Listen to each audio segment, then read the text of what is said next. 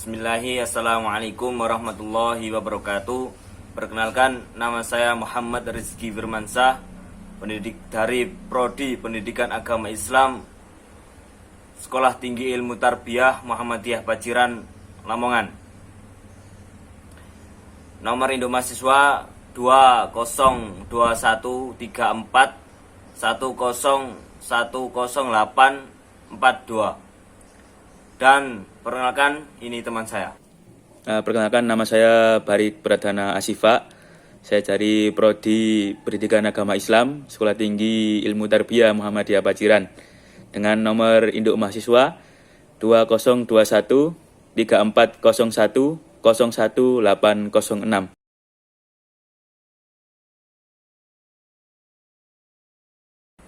Karya ilmiah adalah karya tulis yang dibuat untuk memecahkan suatu permasalahan dengan landasan teori dan metode ilmiah. Fungsi karya ilmiah yang pertama, fungsi untuk pendidikan. Fungsi yang pertama yaitu untuk pendidikan, di mana dengan menulis karya ilmiah akan memberikan pengalaman dan pelajaran yang berharga bagi penulisnya. Karena penulis akan mampu berpikir, menulis, dan mempertanggungjawabkan hasil dari penelitiannya.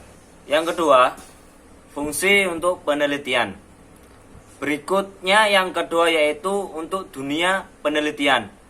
Maksudnya, karya ilmiah yang ditulis berguna untuk mengembangkan ilmu pengetahuan dan berguna juga bagi seorang peneliti untuk mempraktikkan prosedur ilmiahnya. Yang ketiga, yakni fungsi fungsional.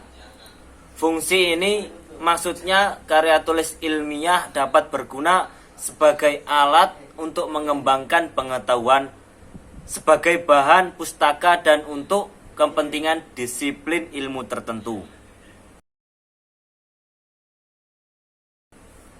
Jenis-jenis karya ilmiah. Yang pertama, artikel.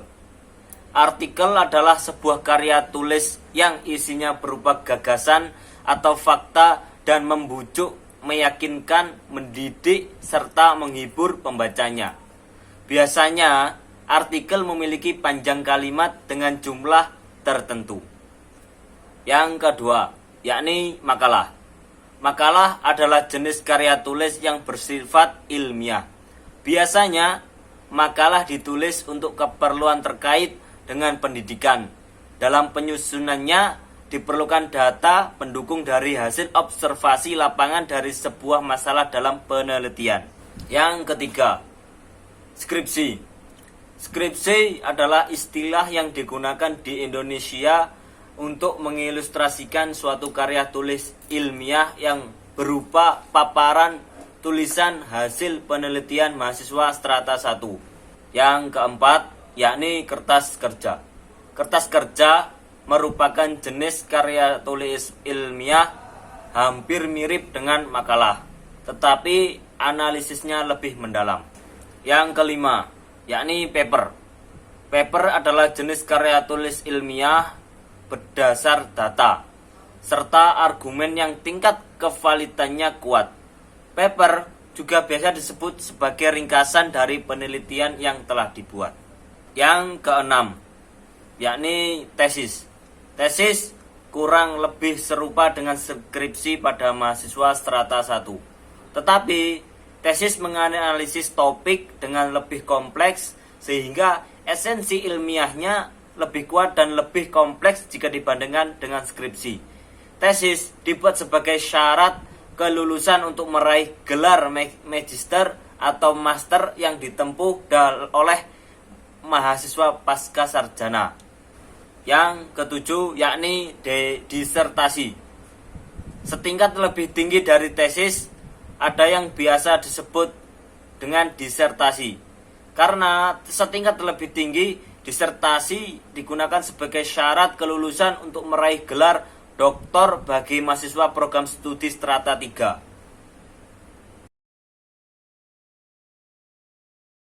objektif. Data yang diperoleh dari kenyataan harus dilaporkan dan dianalisa secara objektif. Selain itu, dilakukan secara benar, teliti, apa adanya, dan tanpa prasangka. Yang kedua, sopan dan rendah hati. Hal ini tergambar dari kata-kata dan kalimat bahasa yang dipakai. Tidak ada kata atau kalimat yang menggurui pembacanya. Yang ketiga, jujur. Pendapat atau data yang diperoleh harus disebutkan dengan jelas. Jujur sumbernya. Harus diterangkan bahan pustakanya sesuai dengan tradisi di kalangan dunia ilmiah. Tidak dibenarkan menipu diri sendiri dengan mengatakan bahwa hasil yang didapat baru pertama kali, padahal dia telah menjiplak dari pendapat atau penemuan orang lain. Yang keempat, jelas, tegas, singkat, sederhana, dan teliti. Kalimat-kalimat yang digunakan harus jelas dan tegas. Dan yang terakhir, yakni kompak, kontinu, dan lancar.